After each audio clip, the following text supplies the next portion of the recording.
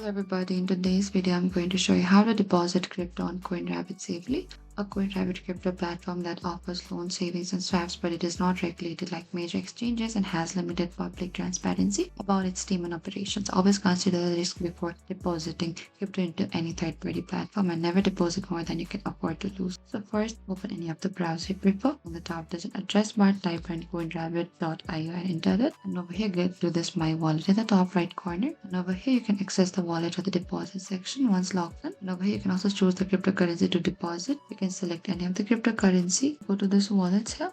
Over here, click onto this top up here, and over here, make sure to type down the amount that you want to top up. You can also select to any of the cryptocurrency that you want. You can select to this Lynch Network, AVE or AVE Binance, as I'm going to select to this one of the AVE Binance, and this is the equivalent of the deposit address for the CoinRabbit, and you will be shown a wallet address QR code. You can select to this next over here. Once you get into this QR code, this is the address you sent crypto to from your wallet, and you can simply confirm this QR as well. And this is how the crypto is deposited in the CoinRabbit. Thank you for watching this video. I hope I could help you. If you have any queries or confusion, please comment down below and we will reach out to you very soon.